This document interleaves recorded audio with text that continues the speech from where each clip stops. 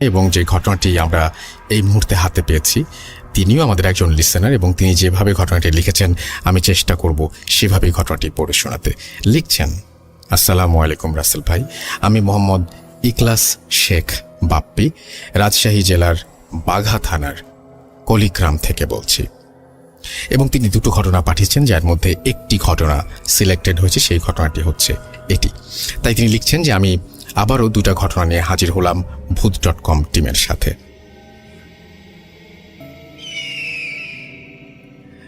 আমি এখন যে ঘটনাটি শেয়ার করতে চাচ্ছি সেটা আমার গ্রাম কলিগ্রামের ঘটনা।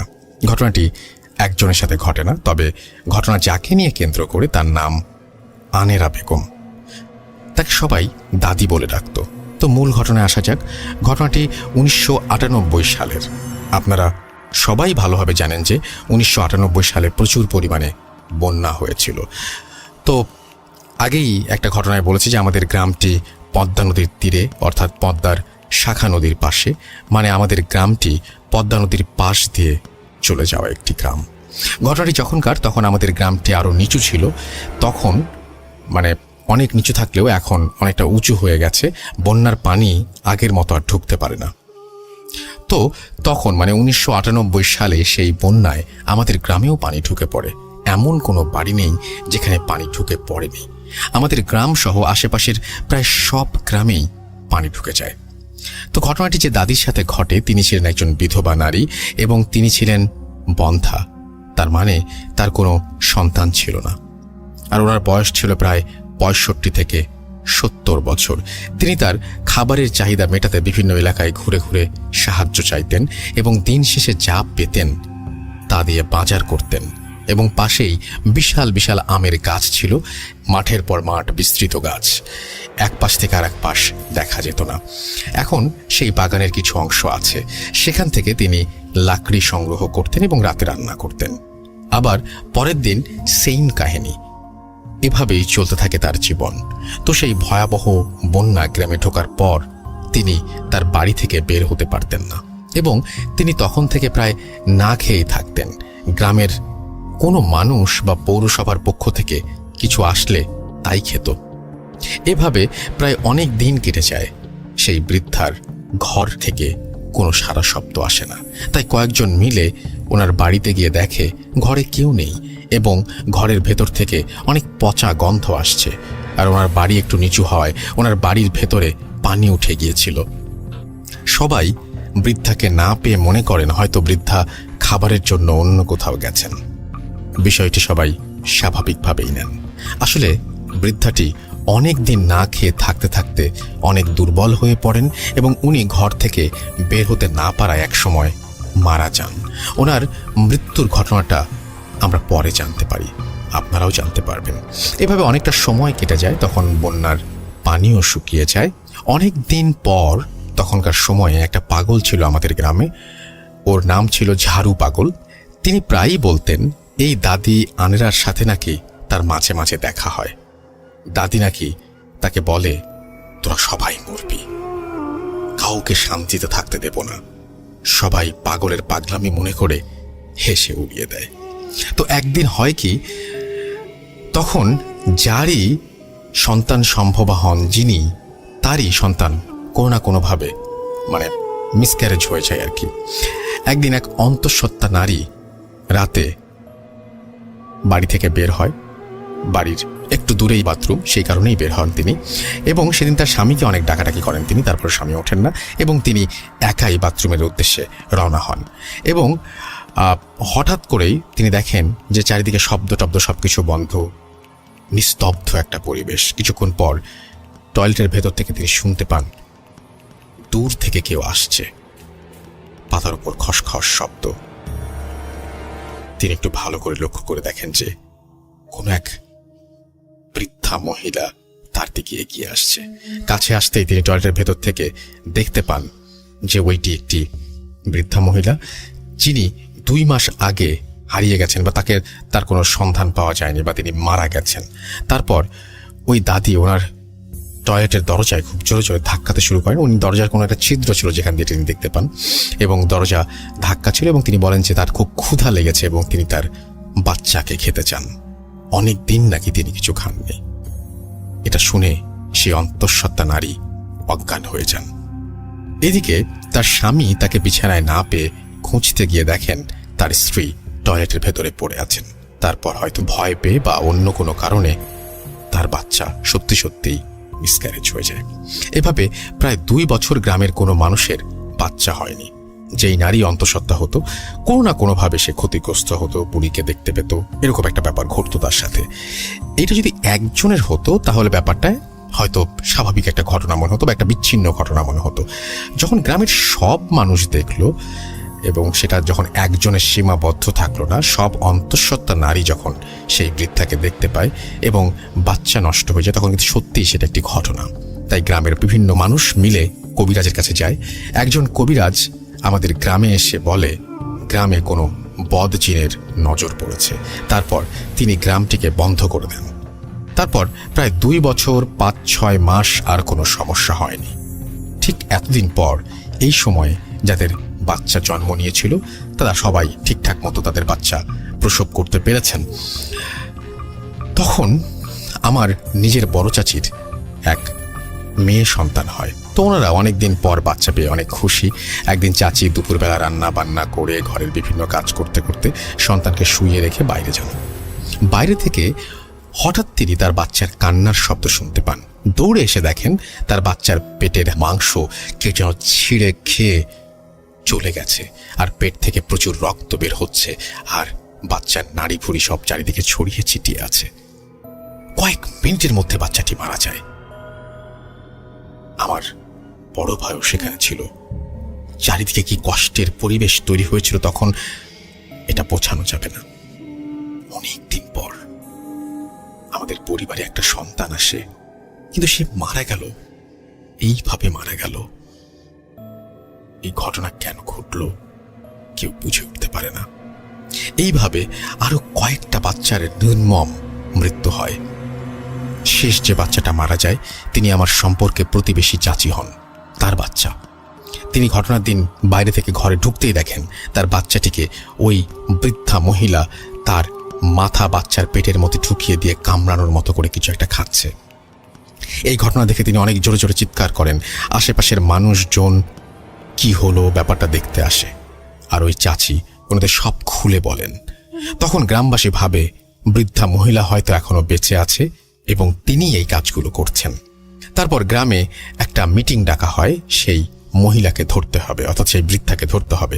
10-15 জনকে দায়িত্ব দেওয়া হয় এবং আমাদের চেয়ারম্যান চাচা আক্কাস আলীর বাড়িতে একটা মিটিং ডাকা হয়। যাদের ছোট ছোট বাচ্চা আছে তাদেরকেও সেই মিটিংয়ে ডাকা হয় এবং যারা সন্তান সম্ভবা তাদেরকেও ডাকা হয়। আর এই সব ঘটনার জন্য গ্রামের ছোট থেকে বড় সবাই আতঙ্কিত ছিল। তাই ওই সব মহিলা তাদের সন্তান সহ আক্কাস সাহেবের বাড়িতে থাকে, আর সবাইকে বলা হয় কেউ যেন রাতে না ঘুমায়। আর এদিকে 10 থেকে 15 জন ওই বাড়ির চারপাশে বিভিন্ন ঝোপ ঝাড়ে, কেউ বা গাছের ডালে বসে থাকে। তারা 9টা-10টা পর্যন্ত পাহারা দিতে থাকে। রাত যখন ঠিক 12টা 30 তখন কয়েকজন দেখে দূর থেকে কেউ মাজা পাখা করে আসছে, ঠিক ওই মহিলার মতো। তারা আগেই বলে রেখেছিল কেউ যদি কোকিলের ডাক দেয় তাহলে যেন সবাই সেটা লক্ষ্য করে। তখন তাদের মধ্যে একজন কোকিলের ডাক দেয়, তখন সবাই চলে আসে এবং সবাই একই জিনিস দেখে। তারা দেখে ওই বৃদ্ধাটি ওই বাড়িটির দিকে যাচ্ছে। হঠাৎ কেন যেন সবাই একসাথে একই ঘটনা দেখতে দেখতে ঘুমিয়ে পড়ে। তারা সবাই কেন যেন একসাথে ঘুমিয়ে যায় এবং কেন ঘুমিয়ে যায় এই ব্যাখ্যা পাওয়া যায়নি। আপনাদের কাছে কোনো ব্যাখ্যা থাকলে আপনারা বলবেন। হঠাৎ ওই বাড়ির সব মহিলা দেখে তাদের মধ্যে একজনের বাচ্চার উপর কেউ বসে আছে এবং তখন তারা চিৎকার শুরু করে এবং অবয়বটি চলে যায়। তখন তারা সবাই দেখে যে বাচ্চাটির কোনো ক্ষতি হয়নি। তারপর এসব ঘটনার পর অনেকে আমাদের এই গ্রাম থেকে অন্য গ্রামে বা অন্য জায়গায় চলে যায়। আর যাদের উপর দায়িত্ব ছিল যে 15 জন, তাদের উপর গ্রামের মোড়লরা খেপে যায়, বলে তোমরা থাকতে কিভাবে ওই বুড়িটি আবার বাচ্চার উপরে হামলা করে। তারপর 15 জনকে বলে আমাদের আর একদিনও সময় নষ্ট করা যাবে না, ওই বুড়িকে ধরতেই হবে। সেই দিন রাতে তারা আবার পাহারা দেয় চেয়ারম্যান সাহেবের বাড়ি। সেই রাতে তারা দেখে আগের দিনের মতো ওই বুড়িটা আবার চেয়ারম্যান সাহেবের বাড়ির দিকে আসছে। তখন তারা চারিদিক থেকে তাকে ঘিরে ফেলে। তখন সেই বুড়িটি একটা বিকট আওয়াজ করে হাওয়ায় মিলিয়ে যায়। সকালে রাতের এসব ঘটনা সবাইকে বলা হয় এবং যিনি রাতে এসেছিল সে কখনোই মানুষ হতে পারে না, এটা তারা ধারণা করে, কারণ মানুষ হলে আমাদের ভেতর থেকে পালিয়ে যেতে পারত না। তখন গ্রামবাসী আবার একটা মিটিং ডাকে। এতে সিদ্ধান্ত হয় আবার কোনো হুজুরকে ডেকে এর সমাধান নিতে হবে, না হলে এই গ্রাম ত্যাগ করতে হবে। ঠিক তখনই একজন বয়স্ক ভিক্ষুকের মতো নোংরা পোশাক পরে আছে এমন একজন কেউ তাদের ওখানে আসেন। তিনি বলেন, আমি এর সমাধান দিতে পারবো, তবে একটা শর্তে। আমাকে একটি অল্প বয়স্ক মেয়ে দিতে হবে, যেই মেয়েটির শরীরে আমি তাকে হাজির করব। তো সবাই ভাবে ঠিক আছে, আপনি ব্যবস্থা করেন, আমরা অল্প বয়স্ক টিনেজার একজন লাগবে এবং সেই টিনেজ একজনকে তার শরীরেই নাকি সেই বৃদ্ধাকে হাজির করা হবে। এই লোকটি কিন্তু গ্রামের কেউ চেনে না। তখন সবাই খুঁজে আমার বাড়ি একটু 5 মিনিটের পথ একটা বাড়ি থেকে একটা মেয়ের মাঝে ওই লোকটি সেই বুড়ি মহিলাকে হাজির করে এবং লোকটি প্রশ্ন করে তিনি কেন গ্রামের বাচ্চাদের সাথে এমন জঘন্য অপরাধ করছে। তখন মেয়েটির ভেতর থেকে বলে, 1998 সালে যখন বন্যা হয় তখন তো কেউ আমার খোঁজ খবর নেয়নি, আমি না খেতে পেয়ে মারা গেছি, তারপরও কেউ আমার খোঁজ নেয়নি, আমার লাশ কবর ও জানাজা হয়নি, আমার সাথে এমন অত্যাচার হয়েছে, তাই আমি গ্রামের কাউকে শান্তিতে থাকতে দেব না। তখন সেই লোকটি বলে, কি করলে তুমি শান্তি পাবে বলো, তাই করা হবে, এসব অবুঝ শিশুদের সাথে এমন জঘন্য অত্যাচার তুমি করো না। তখন সেই বৃদ্ধা মহিলাটি সেই যুবতীর কণ্ঠে বলে, আমার লাশটি এখনো আমার বাড়ির ঘরে মাটি চাপা পড়ে আছে, লাশটি তুলে জানাজা পড়িয়ে কবর দিলেই আমি শান্তি পাব। তখন তারা ওই বৃদ্ধা মহিলার ঘরের মাটি খুঁড়তেই কিছু হাড় পায় এবং জানাজা পড়িয়ে তাদেরকে কবর দেয়া হয়। তারপর থেকে আর কোনো সমস্যা হয়নি। আর ওই লোকটি বলে, আমাকে আর কোনোদিন খুঁজে পাবেন না, তাই বলে তিনিও চলে যান। ওই লোকটি আবার কোনো জিন ছিল নাকি সেটা অজানা। তারপর থেকে আজ পর্যন্ত কোনো সমস্যা হয়নি, তবে ওই বুড়ির বাড়ির পাশে গেলে নাকি অনেকে এখনো মাঝে মাঝে কান্নার শব্দ শুনতে পান। ঘটনাটা শেষ হয় 2006 সালে। এই ছিল আমাদের গ্রাম কলিগ্রামের এক ভয়ঙ্কর ঘটনা। ঘটনাটি একটি সত্য ঘটনা, গ্রামের সবাই এই ঘটনা জানেন। ভালো লাগলে পড়ে শোনাবেন। এরপরে তিনি লিখেছেন, তার নাম মোহাম্মদ ইখলাস শেখ বাপ্পি, কলিগ্রাম, বাঘা, রাজশাহী, পদ্মা নদীর শাখা নদীর পাশের গ্রাম। তারপরে তিনি তার ফোন নাম্বার শেয়ার করেছেন।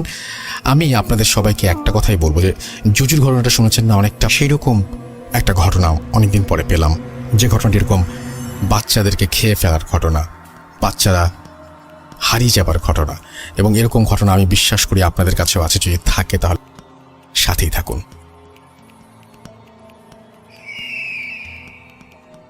হ্যালো, আসসালামু আলাইকুম। রাসেল ভাই, আশা করি ভালো আছেন। আমার নাম আতাউল্লাহ, কাতারের থেকে বলছি। আমি কাতারে আছি। যতক্ষণ থেকে আপনি শুরু করেছেন প্রথম থেকে আপনার সাথে আছি, আশা করি ইনশাল্লাহ সামনেও থাকবো। আমার যে এখন ঘটনাটা শেয়ার করবো, আমার এক রুমমেট, আমরা একসাথে চাকরি করি। তার বাড়ি ইন্ডিয়া কেরালাতে। ইন্ডিয়া কেরালা একটি গ্রামকে নিয়ে ঘটনাটা, তাই আমি তার মতন করে শেয়ার করতে চাই। ঘটনাটি প্রায় 80-90 সাল আগে, যেমন আপনার 1930-35 সাল এরকম হবে ঘটনাটা। তো ওই গ্রামটা ছিল নদীর পাড়ে, লম্বালম্বি নদীর পাড় দিয়ে গ্রামটা ছিল। তো ওই গ্রামের এক পাশে ছিল নদী, অন্য পাশে ছিল আপনার ধানের জমি। আপনারা জানেন কেরালাতে আপনার নারকেল গাছ, তারপরে আপনার কলা বাগান, এগুলো সবচেয়ে বেশি ওই সময় থেকে শুরু হয়। ওই গ্রামে একজন জমিদার ছিল। মোটামুটি সবাই জানে জমিদার তেমন ভালো মানুষ না, তার ব্যাকগ্রাউন্ডটা খুব খারাপ, এটা সবাই মোটামুটি জানে। আমার যে বন্ধুটা ঘটনাটা শেয়ার করছে, ওই গ্রামের একটি দরিদ্র ফ্যামিলি। ওই ফ্যামিলিতে আপনার 3 জন, একজন বাবা, একজন মা, একটি মেয়ে। মেয়েটার নাম হলো রূপা। রূপার বাবা, রূপার মা। খুব দরিদ্র ফ্যামিলি ছিল। বাবাটা কোনো কাজকর্ম কিছুই করতো না, পাওনাদার থেকে টাকা নিয়ে কোন রকমের সংসারটা চালাতো, আর মা জমিটা কিছু চাষ টাস করতে পারতো। হঠাৎ একদিন দেখা গেছে কি আপনার বাবাটা আবার জুয়া টুয়া খেলতো, অনেক টাকা ঋণ দিয়ে রয়ে গেছে। তো যারা টাকা পাওনাদার বাসে এসে একদিন ওর বাবাকে, রূপার বাবাকে মারধর করে। তো মারধর করার পরে ওই দিন রাত্রি থেকেই রূপার বাবাকে আর খুঁজে পাওয়া যায় না। এরকম ভাবে 1 সপ্তাহ হয়ে গেছে। 1 সপ্তাহ হওয়ার পর যারা পাওনাদার ওনারা তো আর ওয়েট করবে না, তো ওরা এসে আপনার ওদের বাড়ি কিছু জমি ছিল ওগুলো পুরোটাই দখল করে নিয়ে গেছে। তো এখন রূপার মা তখন কি করবে? রূপার বয়সে তেমন নয়, 3-4 বছর হবে এরকম। তো ওই রূপার মা চিন্তা করে দেখছে, আমি আর কোথায় যাব, ঠিক আছে একটু জমিদার বাড়িতে যাই, গিয়ে দেখি কোনো কিছু হয় কি নাই। তো জমিদার বউটা মোটামুটি ভালো ছিল আর কি, তেমন যে ভালো তাও না, মোটামুটি ভালো ছিল। তখন কান্নাকাটি করার পর রূপাকে দেখে, রূপা খুব সুন্দর ছিল, এক জি ছিল, মেয়ে ছিল সরি। রূপাকে দেখে মোটামুটি জমিদার বউ খুব পছন্দ করে। ওনারও কোন মেয়ে ছিল, ওনার 3টা ছেলে ছিল। তো এই বলছে যে ঠিক আছে তাহলে তোমরা থাকো, কাজকর্ম করো আমার বাসাতে, বড় হলে তোমার মেয়েকে আমি বিয়ে দিয়ে দেবো। তো এই আশাই আপনার রূপার মা কাজ শুরু করে। যখন রূপার 12 থেকে 13 বছর হয় তখন তার মা হঠাৎ করে মারা যায়। তার মা হঠাৎ করে মারা যাওয়ার পরে রূপা খুব কান্নাকাটি করে, যেরকম মা মারা গেলে সন্তান যেটা করে ওইটাই আর কি। কান্নাকাটি করে খুব আপসেট থাকে। তখন তার 14 বা 13 বছর বয়স সম্ভবত। তো আরো 5 মাস যাওয়ার পরে জমিদার বড় ছেলের সাথে একটা তার সম্পর্ক করে। সম্পর্ক এককালীন হওয়ার পরে চলতেই আছে। কিছুদিন পরে রূপা বুঝতে পারে সে প্রেগনেন্ট। তখন আপনার জমিদার বড় ছেলেকে একদিন রাতে ছাদের মধ্যে নিয়ে বলতেছে, আমি তো প্রেগনেন্ট, আমাকে তুমি বিয়ে করতে হবে। তুমি যদি আমাকে এখন বিয়ে না করো আমি সমাজে মুখ দেখাতে পারবো না। তখন জমিদার ছেলেটা ওকে একটা আশ্বাস দেয়, ঠিক আছে আমি কি দেখি আমার মা বাবার সাথে আলাপ করে তোমাকে আমি পরে জানাবো। তো এরকম 1 সপ্তাহ চলে যায়, কিন্তু ওই জমিদার যার সাথে রূপার সম্পর্ক, ওকে মানে ধরার কাছে বলার জন্য বা একটু একলা কথা বলার জন্য কোনো সুযোগ পাচ্ছে না। তো হঠাৎ একদিন জমিদারের বউয়ের বাবার বাড়ি থেকে খবর আসে তো বাবা খুব অসুস্থ, ওনাকে যেতে হবে। তখন তো আর গাড়ি ঘোড়া ছিল না, তখন নৌকার পথে ছিল। যেতে 3-4 দিন লাগতো, আসতে 3-4 দিন, এরকম 8-10 দিন যাওয়া আসে চলে যায়। তো উনি পরের দিন সকালে রওনা হয় জমিদারের বউ।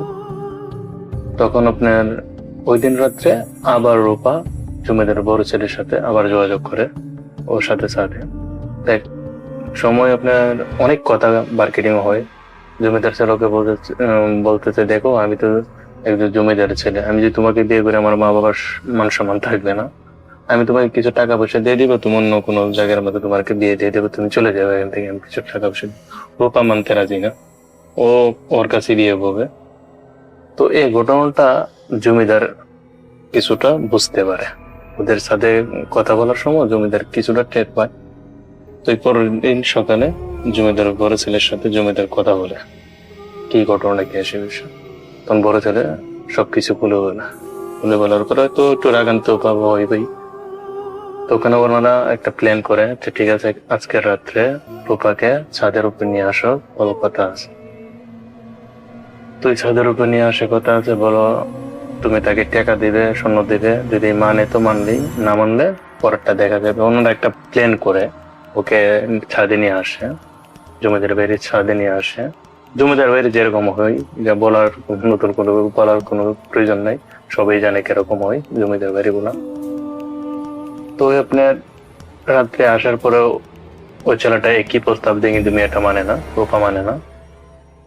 এক সময় আপনার কি হয়, একটা দস্তাবেজটি মানে হাঁটাহাঁটি পর্যায়ে চলে যায়। তখন জমিদারে আর জমিদার ছেলে মিলে ওকে ছাদ থেকে ফেলে দেয়। ছাদ থেকে ফেলে দেওয়ার সাথে সাথে রূপা মানে মারা যায়নি, কিছুটা হয়তো জীবিত ছিল। তখন ওনারা তাড়াতাড়ি করে নিচে যায়, নিচে গিয়ে এসে দুজন বাড়ির পাহারাদার যে জমিদার, ওনাকে ডাক দিয়ে ওনাকে মোটা অঙ্কের টাকা দিয়ে মুখ বন্ধ রাখার জন্য বলে। জমিদারের বাসার পাশেই একটা নারকেল গাছ ছিল, একটা কলা গাছ, একটা নারকেল গাছ বাগান ছিল। ওই বাগানে একটি নারকেল গাছের নিচে রূপাকে কবর দিয়ে দেয়, মাটি চাপা, কবরও না দাফনও না, কোনো কিছুই না, মাটি চাপা দিয়ে এক বস্তার ভিতরে ঘরে বস্তাটা পার অসমত তো রাত রয়ে গেছে, রশিও পায় না, তো এক পাহারাদারের গলার গামছা দিয়ে ওই বস্তার মধ্যে বাঁধে বাঁধে মাটির নিচে চাপা দিয়ে চলে আসে। তো এভাবে তো কয়েকদিন যায়, যাওয়ার পরে জমিদার বউ বাসায় চলে আসে, আসার পরে বলতে যে রূপা কোথায়? রূপা তো বলতেছে এক ছেলের সাথে সম্পর্ক ছিল, তুমি যাওয়ার পরে ও সুযোগ পেয়ে গেছে, আমরা তো জমিদারি নিয়ে ব্যস্ত থাকি, তেমন তো কিছু দেখে দিই না, ও তো টাকা পয়সা নিয়ে এসে চলে গেছে। তো রূপার মা একটু মন খারাপ করছে, মেয়েটাকে নিজের মেয়ের মতন দেখতাম, খুব বিশ্বস্ত করতাম, আদর করতাম, এভাবে চলে গেল, আমাকে বললেই তো পারতো, আমি নিজেই ওকে বিয়ে দিয়ে দিতাম, যেহেতু ওর মার কাছে আমি বলছিলাম। তো আর কি করার আছে, এটাই মেনে নিছে। তো হঠাৎ আপনার একদিন এক তান্ত্রিক আসে, কাপালি আর কাপালি এরকম তান্ত্রিকের মত, উনি আসে, আয়সা জমিদারের বাড়িতে আসে, আয়সা বলতেছে এ বাড়িতে খুব খারাপ কিছু হবে, মানে ভবিষ্যৎবাণী বলতেছে এ বাড়িতে খুব খারাপ কিছু হবে। ওনাদেরকে একটা বই দেখাচ্ছে, তো যেহেতু অনেক মহিলা মানুষ, জমিদার বউ খুব ডরে, যে বলতেছে বাবা কি হয়েছে, বলতেছে তোমাদের খুব খারাপ কিছু হয়েছে এ বাড়িতে। তো ওনারা বলতেছে আমরা কি করতে পারি, তোমাদের ভবিষ্যতে খুব খারাপ যাবে। তখন বলতেছে এটার থেকে বাঁচার জন্য আমরা কি করতে পারি, আমি একটু পূজা করে দেবো তোমাদেরকে, আমি ধ্যানে বসবো, কিছু সামান লাগবে। উনি বলতেছে তোমার ফ্যামিলির সবাই কাপড় নিয়ে আসো, কাপড় নিয়ে আসছে, তারপরে আপনার বিভিন্ন ধরনের যেগুলো ইউজ করে এগুলো জিনিস নিয়ে আসার জন্য বলছে। তো উনি এগুলো জিনিস নিয়ে আসছে, আসে তিনি একটা ধ্যান শুরু করে, বলতেছে আজ থেকে কোনো সমস্যা হবে না, আমি চলে যাই। উনি চলে গেছে। ও তান্ত্রিক হঠাৎ করে যেভাবে এসেছিল হঠাৎ করে চলে গেছে। ওই দিনকার রাত্রে এত তুফান ওই জমিদার বাড়ির মধ্যে, ঝড় তুফান, রাত্রে প্রচুর ঝড় তুফান। এখন বাসার মধ্যে যে জমিদার বাড়িতে যে দুইজন পাহারাদার ছিল, ওনার তো ঝড় বৃষ্টিতে বাড়ি পাহারা দেওয়া সম্ভব না, ওনাদের যে রুমের মধ্যে চলে যায়। তো চলে যাওয়ার পরে তখন দুজন পাহারাদার ছিল, তো দুজনের মধ্যে একজন কিছুটা তন্দ্রার মধ্যে চলে যায়, হয়তো বা ঘুমাই নাই, আরেকজন বসে রয়েছে আর কি, হারিকেন জ্বালিয়ে, হারিকেন হতে সবাই বুঝেন, হারিকেন জ্বালিয়ে বসে আছে। হঠাৎ বাইরে দেখে ঝড় বৃষ্টির মধ্যে, ঝড়ের সামনে কি একটা যেন দাঁড়িয়ে আছে, একজন পাহারাদার। উনি দেখতেছে ফার্স্টে, প্রথম দেখে উনি বলতেছে হয়তো বা বাড়িতে, বাসার ভিতর থেকে কেউ বাড়িছে। উনি একটু দরজাটা খুলে যে মাত্র সামনে দাঁড়ালো, একটা কালো একটা হাওয়ার মতন ওনাকে টেনে বাইরে নিয়ে যায়, টেনে বাইরে নিয়ে চলে যায়। তখন ভিতরে যে ছিল, উনি ঘুম তো ছিল না, কিন্তু দরজা যদি কে খুলে বাসায় বাইরে যদি হঠাৎ করে স্পিডে চলে যায় বাতাসের সাথে, তো উনি হঠাৎ চমকে উঠে দরজার ফাঁক দিয়ে উনি দেখে কালো একটা আবায়ক, মানে কিরকম বলতে একটা বড় ধরনের একটা জানোয়ারের মতন, কিছুটা নেকড়ের মতন, এরকম অনেক বড়। এটা কি করছে, ওই যে প্রথম যে পাহারাদারটা, ওনার ঘাড় ধরে কামড় দিয়ে ঘাড়টা ছিঁড়ে ফেলে পরে থেকে নিচে ছেড়ে দিয়ে কালা হাওয়াটা চলে যায়, আর ঝড় তুফান প্রচুর হয়। পরের দিন সকাল ওটা দেখে সাথে সাথে ওই পাহারাদার ওই রুমের মধ্যে অজ্ঞান হয়ে পড়ে থাকে। তো পরের দিন সকালে জমিদার বাড়ির সবাই যখন ঘুম থেকে উঠে থাকে, এই অবস্থা, বাইরের মধ্যে একটা লাশ, এবং সে লাশটা গলা ছিঁড়া, কে যেন কামড় দিয়ে গলা ছিঁড়ে ফেলছে।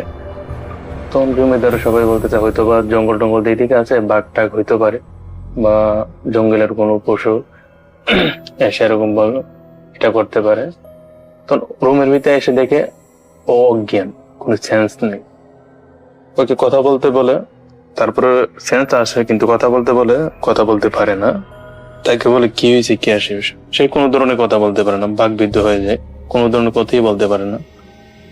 তো জমিদারে চিন্তা করে সবাইকে বলছে, দেখো এটা হয়তো বা ডরের কিছু নাই, এদিকে জঙ্গল টঙ্গল আছে হয়তো বা এখান থেকে বাঘ টাঘ এসে ওকে এই অবস্থা করছে। তো ওই দিনকার রাত্রে আবার ঝড় বৃষ্টি শুরু হয়। ঝড় বৃষ্টি শুরু হয়, সেম ঘটনাটা দ্বিতীয় যে পাহারাদার ছিল ওর সাথে এরকম সেম ঘটনাটা হয়।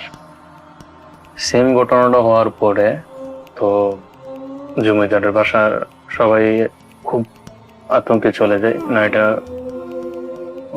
কোনো বাঘের কোনো কাজ না বা জঙ্গলের কোনো পশুর কাজ না, এটা হয়তো বা অন্য কিছু হতে পারে। ওনারা আবার ওই যে তান্ত্রিক, উনি আবার ওই এলাকার এক শ্মশানের মধ্যে উনি ছিল, ওনাকে আবার খবর দেওয়া হয়। তো উনি আসে, আয়সা বলতেছে, হ্যাঁ এবারেতে একটা খারাপ জিনিস আছে, এরা প্রতিশোধ নিয়ে ছাড়বে, প্রতিশোধ যতক্ষণ না নিবে ততক্ষণ সে এখান থেকে যাবে না। তখন জমিদারের বউ কান্নাকাটি করে, বাবা আমাদেরকে বাঁচান। তো ঠিক আছে, তোমার হাজবেন্ড তোমার স্বামীকে বলো ও কি করছে, কি ধরনের পাপ করছে। তো জমিদার কোনো কিছু বলে না বউকে। তো উনি বলতেছে, আমি একটা রাত্রে সন্ধ্যার সময় আসবো, এসে আমি একটা ধ্যানে বসবো, আমি একটা বিরাট ধরনের পূজা করবো এখানে, কিন্তু সন্ধ্যা হওয়ার সাথে সাথে কেউ বাসার থেকে, যত ধরনের সাউন্ড শব্দ হবে, কেউ বাসার থেকে বের হতে পারবে না। তো ওনারা বলছে আচ্ছা ঠিক আছে।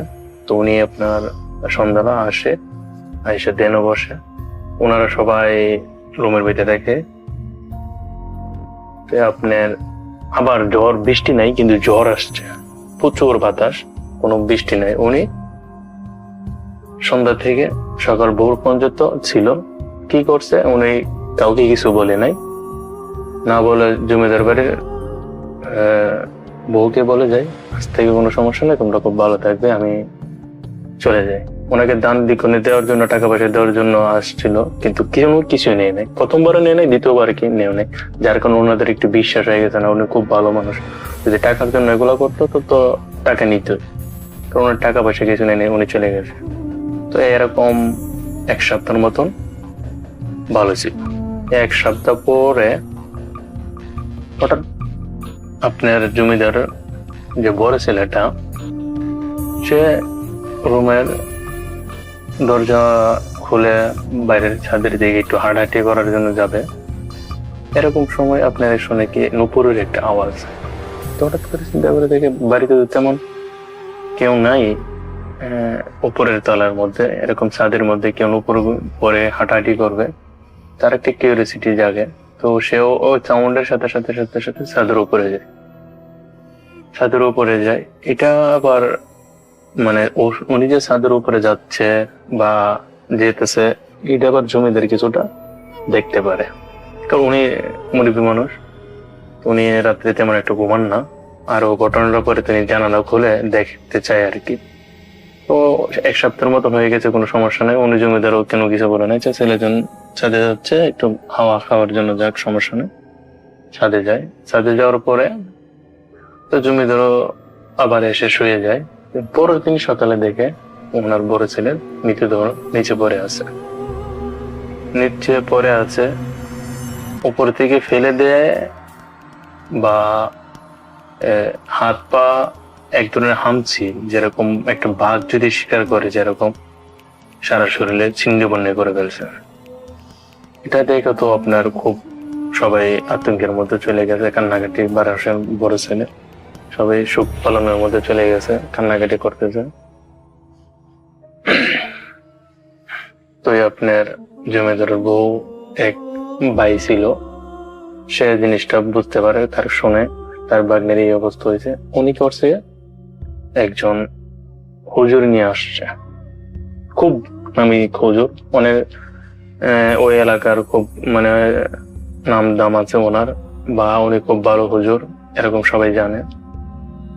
তো ওনাকে নিয়ে আসে, তো উনি আইসেই বলছে এ বাড়িতে এত বড় সমস্যা হয়ে গেছে, এখন আমাকে ডাকতেছেন, এখন তো সবাইকে খেয়ে ফেলবে, কাউকে ছাড় দিবে না, এ বাড়িতে খুব খারাপ কিছু আছে, ওই তান্ত্রিকের মতো সে বলে যায়। তো বলতেছে যে আপনার জমিদার, উনি বলতেছে এইটা থেকে কিভাবে রেখাই পায়। তো উনি ওনাকে বলে, আপনি পাপের শাস্তি আপনাকে অবশ্যই পেতে হবে, আপনি যা করেছেন আপনি জানেন। আমি এ বাসায় ঢুকি বুঝতে পারছি কি কি ঘটনা হচ্ছে, আমার চোখের সামনে সবকিছু ভাসতেছে। তো উনি এই ধরনের কথা শুনে জমিদার বউ ওনাকে প্রেশার দিয়ে, কি হয়েছে আপনি বলেন, সবাই আপনাকে এই ধরনের কথা বলতেছে, ঘটনা কি? জমিদার ওই রূপার কথা বলে, রূপার কথা বলে। এখন তো আর কিছু বলার থাকে না, ফ্যামিলির ভিত্তি ঘটনাটা জানাজানি হয়েছে, বাইরে গেলে তো ওনার এলাকার মানুষ জেনে ফেললে তো অনেক সমস্যা হবে, যার কারণে জমিদার বা কোনো কিছু বলে নাই। এখন এটা থেকে কিভাবে রক্ষা পাবে ওনারা ওই চিন্তায় আছে। তো হুজুর বলে, ঠিক আছে, আমি সন্ধ্যালা আসবো, আমার কিছু ছাত্র আসবে, 30 জন ছাত্র আসবে, ওদেরকে নিয়ে আসবো, কিন্তু আপনারা সন্ধ্যার পরে কেউ বাড়িতে বাসা থেকে বেরোতে পারবেন না, যত সাউন্ড হোক যেটাই হোক অনেক কিছু বেরোতে পারবেন না।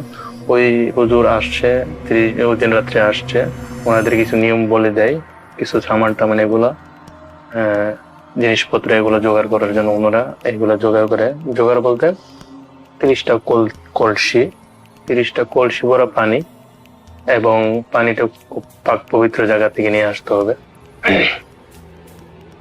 আর কিছু অনেক কিছু, এটা আমি নাই বললাম। তো উনি রাত্রে আসার সন্ধ্যার সময় আসে, ওনারা সবাই নামাজ পড়ে ওই বাড়িতে। নামাজ পড়ার পরে ওনারা সবাইকে বলে, আপনারা এখন রুম গুলা সব বন্ধ করে দেন, কেউ বাসার বাইরে আসবেন না, যত ধরনের সাউন্ড শব্দ হোক না কেন। সন্ধ্যা হওয়ার সাথে সাথে এত বাতাস, মানে বাড়ি ঘর সব কিছু ভেঙে ফেলবে এরকম বাতাস, আগের থেকে তো 1000 গুণ মানে বেড়ে গেছে। এরকম শব্দ, এরকম সাউন্ড ওনারা শুনতে পারছে। কোন একটা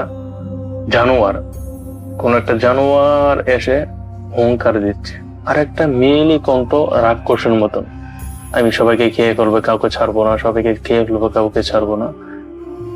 একটা হলো জানোয়ার, আর একটা হলো আপনার রাক্ষসের মতন একটা মেয়ের কণ্ঠ, এরকম ভাবে বলতেছে বাইরের থেকে। তো এরকম চলার পরে ভোর যখন হয় তখন এই শব্দটা কমে যায়, একবার টোটালি কমে যায়। তো হুজুর বলতেছে, আপনার বাড়ি যে সমস্যা ছিল আমি এই সমস্যার সমাধান করে ফেলছি, কিন্তু আপনার হাজবেন্ড যে জমিদার, সে তার পাপের শাস্তি পাবে, প্রকৃতভাবে সে তার পাপের শাস্তি পাবে। তখন আপনার জমিদার বউ বলছে, মানে কি আমাদেরকে ঘটনাটি খুলে বলেন। ঘটনাটা খুলে বললাম, প্রথম আপনার বাড়িতে একজন তান্ত্রিক এসেছিল। জি, ওই তান্ত্রিক আর কেউ নয়, ওই তান্ত্রিক রূপার বাবা ছিল। সে এখান থেকে চলে যায়, চলে গিয়ে সে সাধনা করে 12 বছর একটানা সাধনা করে সে বিরাট অনেক বড় তান্ত্রিক হয়ে আসে, কাপালি। সে তার ওই দিন থেকে যখন সে বুঝতে পারে তার মেয়ের সাথে এরকম ঘটনা ঘটছে, সে ওখান থেকে আসতে আসতে 4-5 দিন সময় লেগে যায়। তখন হঠাৎ করে আপনার বাসাতে আসে, আয়সা সে যে 2 জন পাহারাদার ছিল ওনাদেরকে কোনো কিছু দেয় বা কোনো কিছু খাওয়ানো হয়, ওনাদেরকে ব্ল্যাক ম্যাজিক করা হয়। ওনারা এই জন্য 2 জন দুরাত্রে মারা যায়। আর আপনারা যখন দুরাত্রের পরে ওনার মারা যাওয়ার পর আবার ওকে নিয়ে আসেন, সে আপনাদেরকে প্রথম দিন কিছু কাপড় এগুলা অনেক কিছু আপনাদেরকে থেকে চেয়ে নেয়। এগুলা সব বাসার চারিদিকে এগুলা সে পুঁতে রাখে। এবং আপনারা যে আপনার হাজবেন্ড যে ওই মেয়েটার নারকেল গাছের নিচে দাফন দিয়েছিল, মানে মাটি চাপা দিয়েছিল, সে ওই দিন রাত্রে ওই লাশটার তার মেয়ের মাথার চুল দিয়ে ওখান থেকে নিয়ে আসে, চুলগুলা নিয়ে আসে, আপনাদের কাপড়গুলা দিয়ে সে ব্ল্যাক ম্যাজিক করে। ব্ল্যাক ম্যাজিক করে পুরো সব জায়গার মধ্যে 30টা জায়গার মধ্যে সে পুঁতে রাখে, যাতে কোনোভাবে একটা তুলে ফেলে যার একটা নষ্ট না হয়, 30টা জায়গার মধ্যে। তখন বলতে আমি 30 জন হাফিজ নিয়ে এসেছি, কলসি নিয়ে এসেছি, ওই 30 জন এক এক পারা কোরআন পরে ওই জায়গার মধ্যে পানি ডালে। তখন এই জিনিসটা ঠান্ডা হয়, ঠান্ডা হওয়ার পরে সবগুলা আবার মাটি সহ কলসির মধ্যে ভরা হয়। আর ও মেয়েটা তার শেষ কৃত্রিক মানে দাফন সম্পূর্ণ আপনারা লাশগুলো ওখান থেকে তুলে নিয়ে এসে আপনারা ভালো শ্মশানে দাফন করে দিবেন। তখন বলছে 30টা যে কলসি, এই 30টা কলসি ওর সাথে সাথে দাফন করা হবে, এবং যে এরিয়াটাতে তাকে দাফন করাবেন এই এরিয়াটা পুরাটাই পাকা করে দিবেন, যাতে ভবিষ্যতে এগুলা কেউ উঠাতে না পারে। আর ওর বাবা চলে গেছে এখান থেকে, কিন্তু আপনার জমিদার, আপনি যে পাপ করছেন এটার শাস্তি আপনাকে পেতে হবে। তো এই কথা বলে তো হুজুরও সবকিছু আর খুলে কিছু বলে নাই, এগুলো বলে ওই চলে যায়। ঠিক 1 বছর পরে জমিদার প্যারালাইসড হয়ে যায়। প্যারালাইসড হয়ে কিছুটা পাগলের মতন হয়ে যায়। তখন তিনি বলে আমি রক্ত খাবো। আরো 1 বছর মতন বেঁচে দিল। তারপরে সে জমিদার মারা যায়। তো মারা যাওয়ার পরে তো ওই ফ্যামিলি ওই বাসাতে আর কেউ থাকে না, আস্তে আস্তে মনে করেন খালি পড়ে থাকে। এখনো ভাঙাচোরা ওই বাসার মধ্যে আছে, কিন্তু বাসার মধ্যে অনেকে অনেক কিছু দেখে। তো ওই যে কবরটা ছিল, কবরটাও এখন নাই, এটাও আপনার মাটির নিচে চলে গেছে, হয়তো বা ভেঙে গেছে। এখনো বলে সে ওই গ্রাম, ওই যে গ্রামের মধ্যে জমিদার বাড়িটা এখনো আছে, কিন্তু কিছু কিছু মানুষ এখনো ভয় পায়। কেউ চিল্লাচ্ছে, কেউ কান্না করছে, কেউ ডাকছে, কেউ চাদর উপরে হাঁটতেছে, মানে ছেলে না পুরুষ না মহিলা কেউ বোঝা যায় না, শুধু কালো একটা ছায়া পিছে পিছে একটা নেকড়ার মতন তার সাথে সাথে ঘুরতেছে। এরকম ভাবে এখনো ওনারা দেখে ওই কেরালা গ্রামের মানুষগুলা, কিন্তু ওইখানে কেউ যায় নাই, বা এখানে কেউ ওই বাসার ভিতর ঢুকতে কেউ রাত্রেবেলা, সন্ধ্যাবেলা হোক বা দিনের বেলা হোক না কেন ভয় পায়, কেউ ঢুকতে পারে না। তারা সব এই ছিল আমার ঘটনা। যদি ভালো লাগে সবার সাথে শেয়ার করবেন। আর দুঃখিত, আমি এইটা আমার ফার্স্ট ঘটনা, তেমন গুছিয়ে বলতে পারিনি, ইনশাল্লাহ সামনে দেখ। ওয়েলকাম ব্যাক, আপনাদের সবাইকে স্বাগত জানাচ্ছি আমি রাসেল। জমিদার বাড়ির ঘটনা কেমন লাগলো সেটা অবশ্যই আমাকে জানাবেন, এবং সেটা জানিয়ে লিখবেন আমাকে। এখন যেটা করব সেটা হচ্ছে আজকের মতো বিদায় নেব, কিন্তু ফিরে আসবো আবারও আগামী শুক্রবার একই সময়ে। সেই পর্যন্ত সবাই ভালো থাকবেন, সুস্থ থাকবেন, নিরাপদে থাকবেন। মনে রাখবেন আমাদের ইমেল অ্যাড্রেসটি rasel.bhoot.com@gmail.com, এবং আমাদের ফেসবুক পেজ যদি ভিজিট করতে চান তাহলে সেটাও লিখে রাখতে পারেন www.facebook.com/rasel.স্বাধীন। আমাদের সাথে থাকার জন্য এবং এতটা সময় ধরে আমাদের ঘটনাগুলো শোনার জন্য আপনাকে অসংখ্য ধন্যবাদ। ইনশাআল্লাহ বেঁচে থাকলে কথা হবে আগামী শুক্রবারে। টাটা।